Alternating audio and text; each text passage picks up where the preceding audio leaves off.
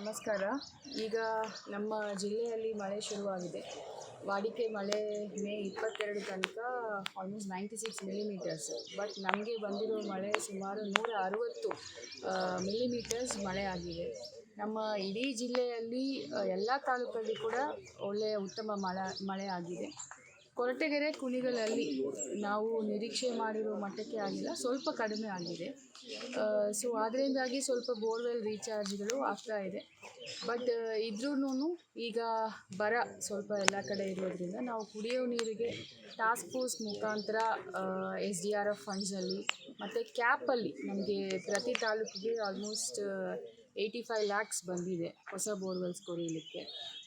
ಮತ್ತು ಜಲ್ ಜೀವನ್ ಮಿಷನ್ ಅಡಿಯಲ್ಲಿ ಕೂಡ ಈಗ ಕುಡಿಯೋ ನೀರು ಸಮಸ್ಯೆ ಇದ್ದರೆ ಇಮಿಡಿಯೇಟ್ ಅದನ್ನು ಬಗೆಹರಿಸಬೇಕು ಅಂತ ನಮ್ಮ AC ಅವರ ಅಧ್ಯಕ್ಷತೆಯಲ್ಲಿ ಟಾಸ್ಕ್ ಫೋರ್ಸ್ ಅಂತೂ ಮಾಡ್ತಾ ಇದ್ದೀವಿ ಮೀಟಿಂಗ್ಗಳು. ಅದು ಪ್ರತಿ ವಾರ ಮತ್ತು ಏನಾದ್ರು ತುರ್ತು ಸಭೆ ಕೂಡ ಮಾಡೋಕ್ಕೆ ನಾವು ಡೈರೆಕ್ಷನ್ಸ್ ಕೊಟ್ಟಿದ್ದೀವಿ. ಸೊ ಜನರಿಗೆ ಮೊದಲನೇದಾಗಿ ಕುಡಿಯೋ ನೀರು ತೊಂದರೆ ಎಲ್ಲಿನೂ ಆಗಬಾರ್ದು ಅನ್ನೋ ದೃಷ್ಟಿಯಿಂದ ಇಷ್ಟೊಂದು ಯೋಜನೆ ಅಡಿಯಲ್ಲಿ ನಾವು ಕ್ರಮವನ್ನು ತೆಗೆದುಕೊಳ್ತಾ ಇದ್ದೀವಿ. ಅದು ಇಲ್ಲದೆ ಇವತ್ತು ಫಾಡರ್ ಬ್ಯಾಂಕ್ ಕೂಡ ನೋಡಿದ್ದೀವಿ. ಈಗ ಹೋದ ವರ್ಷವೂ ನಮಗೆ ಮಳೆ ಅಷ್ಟು ಚೆನ್ನಾಗಿ ಇರಲಿಲ್ಲ. ಸೊ ಆದ್ದರಿಂದ ಈಗ ರೈತರಿಗೆ ಬೇಡಿಕೆ ಇದೆ, ಅವರು ಹಸುಗೆ ಎಲ್ಲ ನಮಗೆ ಒಣ ಮೇವು ಕೊಡಬೇಕು ಅಂತ. ಸೊ KGಗೆ 2 ರೂಪಾಯಿ ಅಂತ ಹೇಳಿ ನಮ್ಮ ಜಿಲ್ಲೆ ಒಳಗಡೆ ಒಣ ಮೇವನ್ನು ಒಂದು 20 ಫಾಡರ್ ಬ್ಯಾಂಕ್ಸು ಎಲ್ಲ ತಾಲೂಕಲ್ಲಿ ಕೂಡ ಮೇವು ಬ್ಯಾಂಕ್ ಓಪನ್ ಮಾಡಿದ್ದೀವಿ. ಚಿಕ್ಕನಾಯಕನಲ್ಲಿ, ಶಿರಾ, ಕೊರಟಗೆರೆ, ಪಾವಗಡದಲ್ಲಿ 3 ಫಾಡರ್ ಬ್ಯಾಂಕ್ಸು ಹೋಬ್ಳಿ ವೈಸ್ ನಾವು ಓಪನ್ ಮಾಡಿದ್ದೀವಿ. ಎಲ್ಲಿ ಬೇಡಿಕೆ ಇದೆ ಅಲ್ಲಿ ಓಪನ್ ಮಾಡ್ತಾಯಿದ್ವಿ. ಇವತ್ತು ಕೂಡ ನಾವು ನೋಡಿದ್ದೀವಿ, ಸುಮಾರು ರೈತರು ಬಂದು ಅದರಲ್ಲಿ ಒಂದು ಉಪಯೋಗ ಪಡ್ಕೊಳ್ತಾ ಇದ್ದಾರೆ.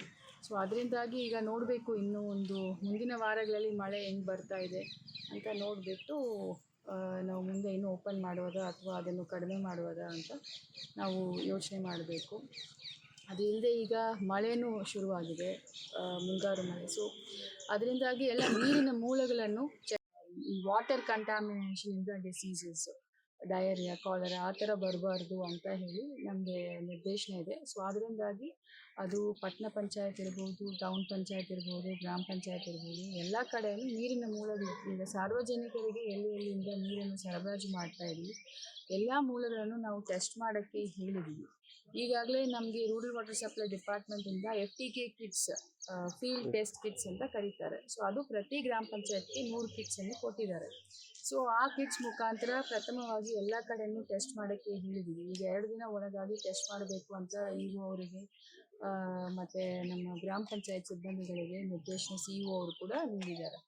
ಸೊ ಅದು ಮಾಡಿದ ಮೇಲೆ ಈಗ ನಮ್ಮ ಜಿಲ್ಲೆ ಒಳಗಡೆ 3 ಸಬ್ ಡಿವಿಷನಲ್ಲಿ ಕೂಡ ನಮಗೆ ವಾಟರ್ ಟೆಸ್ಟಿಂಗ್ ಲ್ಯಾಬ್ಸ್ ಇದ್ದಾವೆ. ಸೊ ಅಲ್ಲಿ ಕೂಡ ಟೆಸ್ಟಿಂಗ್ ಮಾಡಬೇಕು ಅಂತ, ಸಂಪೂರ್ಣವಾಗಿ ಟೆಸ್ಟ್ ಮಾಡಬೇಕು ಅಂತ ಹೇಳಿದ್ದೀವಿ. ಸೊ ಅದು ಕೂಡ ನಾವು ಆದ್ಯತೆ ಮೇಲೆ ಹೇಳಿದ್ವಿ. ಇದು ಇಲ್ಲದೆ ಈಗ ಮುಂದಿನ ವಾರದಲ್ಲಿ ಎಲ್ಲ ಶಾಲೆಗಳು, ಹಾಸ್ಟೆಲ್ಗಳು ಓಪನ್ ಆಗುತ್ತೆ.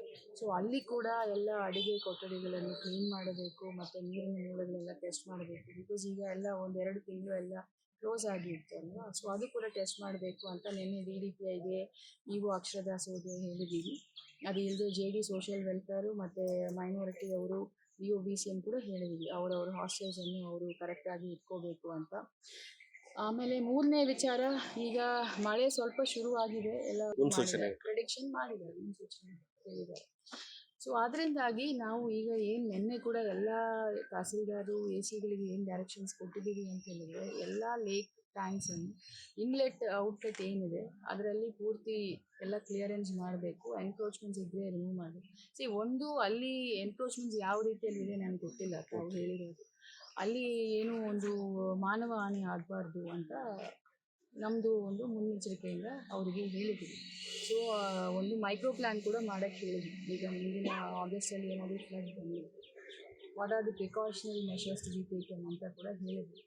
ಸೊ ಒಟ್ಟಾರೆಯಾಗಿ ಎನ್ಕ್ರೋಚ್ಮೆಂಟ್ಸ್ ಅಂತೂ ಆಗಬಾರ್ದು ಲೇಕಲ್ಲಿ. ಸೊ ಅದು ಏನು ತಾವು ಹೇಳ್ತಿದ್ದೀರಾ ಅದನ್ನು ನಾವು ಚೆಕ್ ಮಾಡಿ immediate we will take action. ಒಂದು ಇನ್ಲೆಟ್ಸ್, ಔಟ್ಲೆಟ್ಸ್ ಎಲ್ಲ ಕ್ಲಿಯರ್ ಮಾಡೋಕ್ಕೆ ಹೇಳಿದ್ವಿ. ಹಂಗಿದ್ರೇ ಒಂದು ಕೆರೆಯಿಂದ ಇನ್ನೊಂದು ಕೆರೆಗೆ ನೀಟಾಗಿ ಹೋಗ್ಬೋದು.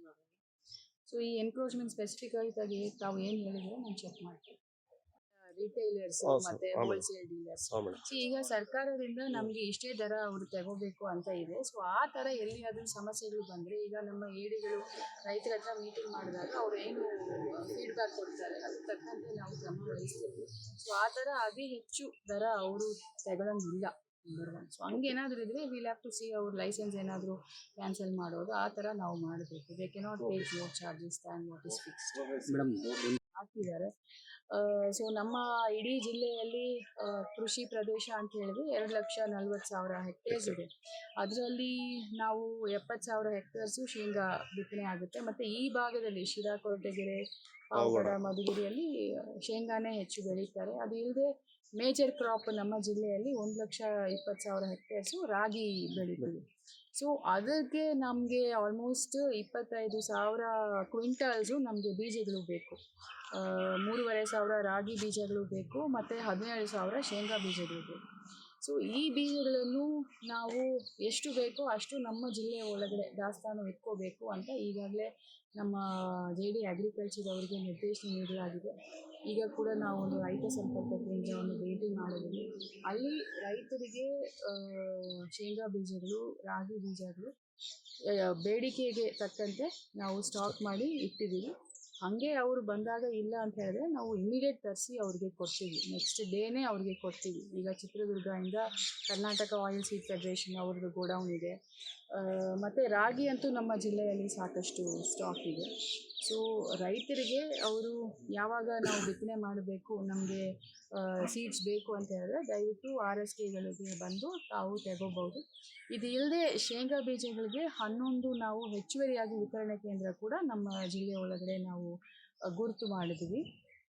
ಅದು ಇಲ್ಲದೆ ನಮಗೆ ರಸಗೊಬ್ಬರ ಈಗ ನಮ್ಮ ಜಿಲ್ಲೆಗೆ ಬೇಕಾಗಿರುವ 75,000 ಮೆಟ್ರಿಕ್ ಟನ್ಸ್ ಆಫ್ ರಸಗೊಬ್ಬರ ಬೇಕು. ನಮ್ಮ ಜಿಲ್ಲೆ ಒಳಗಡೆ ಈಗಾಗಲೇ 50,000 ಮೆಟ್ರಿಕ್ ಟನ್ಸ್ ರಸಗೊಬ್ಬರ, ಯೂರಿಯಾದು ಮತ್ತು ಎಲ್ಲ ಕಾಂಪೌಂಡ್ಸಿದು ಇದೆ. ಸೊ ರೈತರು ರಸಗೊಬ್ಬರದ್ದು, ಬೀಜಗಳದ್ದು ಯಾವ ರೀತಿಯಲ್ಲಿಯೂ ತೊಂದರೆ ಆಗಬಾರ್ದು. ಮತ್ತು ನಮ್ಮ AD ಅಗ್ರಿಕಲ್ಚರ್ ಕೂಡ ತಾಲೂಕುವಾರು ಎಲ್ಲ ರೈತರುಗಳನ್ನ ಸಂಪರ್ಕ ಮಾಡಿ ಅವರಿಗೆ ಒಂದು ಮೀಟಿಂಗ್ ಮಾಡಿ ಎಲ್ಲರಿಗೂ ಹೇಳಬೇಕು, ತಿಳುವಳಿಕೆ ಇರಬೇಕು ಅಂತ ಕೂಡ ನಾವು ಎಲ್ಲರಿಗೂ ನಿರ್ದೇಶನ ಕೊಟ್ಟಿದ್ವಿ.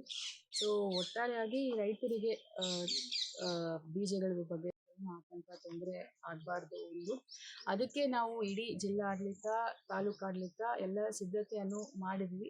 ಹಂಗೇನಾದರೂ ಅವರಿಗೆ ಇಶ್ಯೂಸ್ ಇದ್ದರೆ ನಮ್ಮದು ಬರ ಪರಿಹಾರ ಅದು ಹೆಲ್ಪ್ಲೈನ್ ನಂಬರ್ಗೆ ಅವರು ಸಂಪರ್ಕ ಮಾಡಿ ಅವ್ರ ಇಶ್ಯೂಸನ್ನು ನಮಗೆ ಹೇಳ್ಬೋದು. ಅದಿಲ್ಲದೆ ಕುಡಿಯೋ ನೀರು ಕೂಡ ಎಲ್ಲ ಸಮರ್ಪಕವಾಗಿ ರೂರಲ್ ವಾಟರ್ ಸಪ್ಲೈ ಡಿಪಾರ್ಟ್ಮೆಂಟ್ ಅವರು ಮತ್ತು ಬೆಸ್ಕಾಮ್ ಅವರು ಎಲ್ಲರನ್ನು ನಾವು ಮಾಡ್ತಾ ಇದ್ದೀವಿ. ಕಂಪ್ಲೇಂಟ್ಸ್ ಇದ್ದರೆ ನಮಗೆ ಅವ್ರು ಹೇಳ್ಬೋದು. ನಾವು ಇಮಿಡಿಯೇಟ್ ಅದನ್ನು ಅಟೆಂಡ್ ಮಾಡಲಿಕ್ಕೆ ನಾವು ಸಿದ್ಧ ಇದ್ದೀವಿ.